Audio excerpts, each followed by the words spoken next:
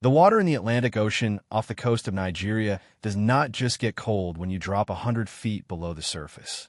It turns into a heavy, crushing blackness that presses against your eardrums until they feel like they are about to burst. On the morning of May 28th, 2013, Harrison O'Keene was not thinking about the weight of the ocean. He was 29 years old, working as a chef aboard the Jaskin, a specialized tugboat designed to help stabilize oil tankers. It was just before 5 in the morning, and Harrison was in his shorts, stepping into the bathroom for a routine moment before his long shift in the ship galley began. The rest of the 12-man crew was mostly asleep in their bunks, swaying gently with the familiar rhythm of the swells. Then, without a single second of warning, the rhythm shattered. A massive, rogue wave hit the tugboat with the force of a freight train. The vessel, which was tethered to a Chevron oil tanker, suddenly tensioned up and flipped completely upside down. In less than a minute, the entire world inverted. Harrison was thrown violently across the bathroom as water began slamming through the doorway. The lights flickered once, twice, and then died completely, plunging everything into an absolute darkness that smelled instantly of salt, hydraulic fluid, and panic. He could hear the terrifying sound of heavy machinery tearing loose from its mountings elsewhere in the ship, crashing through bulkheads as the boat began its rapid descent toward the ocean floor. Harrison managed to scramble out of the bathroom into the narrow corridor, but the water was rising with incredible speed. It was already up to his chest, swirling violently in the pitch black. He grabbed onto the door frames, pulling himself along against the freezing rush of the incoming sea, blindly searching for any way out. He saw 3 of his crewmates ahead of him in the dark, struggling to open an emergency hatch that had become jammed tightly shut by the immense water pressure outside. Harrison screamed out to them over the roaring noise of the rushing water, but before he could reach them, a massive surge swept through the hallway, tearing his grip from the wall and washing him backward down the corridor. The force of the water separated him from the others instantly, pushing him deeper into the belly of the turning ship. As the vessel continued to sink, Harrison was pushed into an officer's cabin near the back of the vessel. The room was upside down, and as the water level crept higher and higher up his body, he realized he was trapped. He managed to find a small pocket of air at the top of the cabin, which was technically the floor of the room under normal circumstances. He held his head above the rising tide, gasping for breath, waiting for the final, catastrophic impact as the boat plummeted toward the seabed. The impact came with a dull, echoing thud that vibrated through Harrison's bones.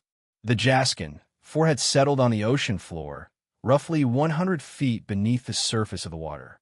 The roaring of the rushing water slowly died down, replaced by a terrifying, heavy silence. Harrison was alive, but he was trapped in a tiny space completely submerged in the deep ocean, wearing nothing but his shorts, with no light, no food, and no idea if anyone even knew where the ship had gone down.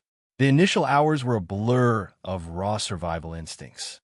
Harrison discovered that the air pocket he was in was small, perhaps only a few feet wide. To keep his nose and mouth out of the freezing water, he had to find a way to stay elevated. He began groping around blindly in the pitch-black water, his hands brushing against floating debris, mattresses, and overturned furniture. He managed to drag a heavy wooden panel and a mattress toward his small corner, wedging them together to form a crude platform. Climbing onto this makeshift platform allowed him to get the upper half of his body out of the water. This was crucial because the temperature of the ocean at that depth was dropping rapidly, and hypothermia would claim his life long before he ran out of air if he remained fully submerged. Even out of the water, the air was damp and freezing. He sat on the wet mattress, shivering violently, pulling his knees tightly to his chest to preserve whatever body heat he had left. The darkness was total and absolute. It was the kind of dark where holding your hand an inch from your face makes no difference at all. Without his sight, Harrison's sense of hearing became acutely sharp, amplifying every single sound inside the sunken wreckage. He could hear the structural steel of the ship groaning under the immense weight of the ocean above him. Every creak and pop of the metal made his heart race, as he feared the hull would collapse entirely and crush him. But there were other sounds that began to echo through the dark, sounds that were far more terrifying than the groaning metal. Harrison could hear the distinct splashing and movement of water in the adjacent rooms.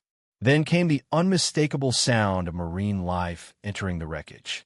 He could hear fish darting through the water, and worse, he could hear the sound of larger scavengers moving through the corridors, feeding on the remains of his unfortunate crewmates who had not survived the initial capsizing.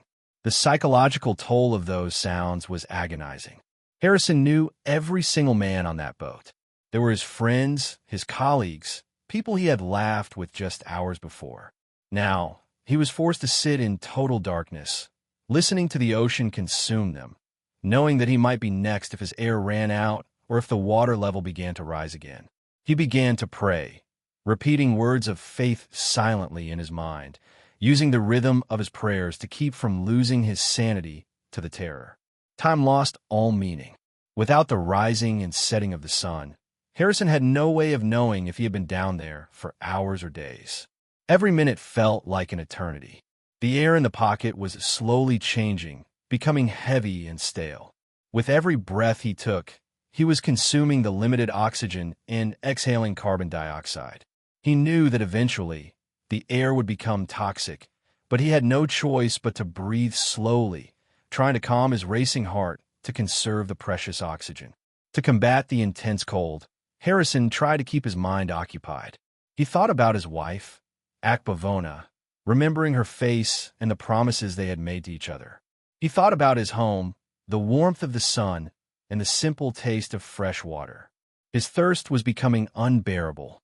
He was surrounded by millions of gallons of water, but it was all salt water, which would only accelerate his dehydration if he drank it. His throat burned, and his lips cracked in a damp chill. As the hours dragged on, the physical strain became immense. His skin was beginning to peel and blister from the prolonged exposure to the damp, salty air and the water that still lapped at his legs. His muscles cramped painfully from being locked in the same hunched position on the floating mattress. He could not sleep, terrifyingly aware that if he slipped off the platform into the water while unconscious, he might drown in the dark without ever waking up. Suddenly, a sound broke through the heavy silence that did not originate from the ship or the marine life. It was a distant, dull, thudding noise that vibrated through the water. Harrison froze, listening intently. The sound came again, a regular, rhythmic pounding against the exterior hull of the ship. Hope flared wildly in his chest. It was the sound of a salvage operation, or perhaps a rescue team, knocking on the outside of the vessel to see if anyone was alive. Harrison grabbed a piece of broken metal pipe that was floating near his platform. He slammed it against the wall of the cabin as hard as he could, the metal-on-metal clang echoing loudly in his small chamber. He waited, his heart pounding in his throat, listening for a response. He pounded again and again, but the distant thudding on the hull did not change its rhythm. After a while, the noise faded away completely, leaving him once more in the suffocating silence. The disappointment was crushing. Harrison felt a wave of despair wash over him, heavier than the ocean itself. He realized that the people on the surface were likely searching for bodies, not survivors. They would have no reason to believe that anyone could survive a capsizing at this depth for so long. He was entirely on his own, forgotten at the bottom of the sea, waiting for his air to inevitably run out. He went back to his prayers, his voice now a raspy whisper in the dark. He asked for strength, for a swift end, or for a miracle. His body was weakening rapidly from the lack of water and food, and the heavy accumulation of carbon dioxide was making him increasingly drowsy. He found himself slipping into brief periods of delirium, where the boundaries between his memories and the dark reality of the cabin began to blur into strange, vivid dreams. It was during one of these periods of exhaustion, roughly 60 hours into his ordeal, that Harrison heard a new sound. It was not a distant thud, but a low, mechanical whirring that seemed to be moving through the water inside the ship. Then, a faint, flickering light cut through the water in the adjacent corridor. Harrison blinked, his eyes burning as they tried to adjust to the first glimmer of light they had seen in nearly 3 days. The light grew brighter, casting long, wavering beams through the murky water. Harrison realized it was a diver's flashlight. A rescue team, or at least a recovery team, was inside the ship. He tried to call out, but his throat was so dry that only a raspy cough escaped his lips. The light began to move away, turning down another corridor. Harrison knew this was his absolute last chance at survival. If the diver left this section of the ship, they might never come back. Harrison lowered himself from the platform into the freezing water, suppressing a scream as the cold shocked his weakened body. He swam toward the edge of his air pocket, reaching his hand down into the water where the light had been. He could see the form of a diver swimming past the doorway of his cabin. Harrison reached out through the dark water and gently tapped the diver on the shoulder. The diver, a South African named Nico van Heerden, spun around in absolute shock. He had been sent down by DCN Diving to recover the bodies of the crew, expecting to find nothing but tragedy in the sunken wreckage. To feel a warm, living human hand press against his wet suit in the pitch black of a sunken vessel was the last thing he ever anticipated. For a second, terror struck both men as they stared at each other through the murky water. Nico quickly realized what was happening. He shone his light up into the cabin and saw Harrison's face breaking through the surface of the air pocket. The diver swam up into the small space, removing his breathing apparatus for a moment to speak to Harrison. The cook's face was drawn, his eyes bloodshot, and his skin pale and wrinkled from the water, but he was completely conscious and alert. The rescue process, however, was far from simple. They were 100 feet below the surface, and Harrison's body had been absorbing nitrogen under high pressure for nearly 3 days. If they simply pulled him to the surface immediately, the sudden change in pressure would cause the nitrogen to bubble in his blood, causing severe decompression sickness, commonly known as the bends, which would be instantly fatal. Nico used his radio to communicate with the dive support vessel on the surface, explaining the unbelievable situation.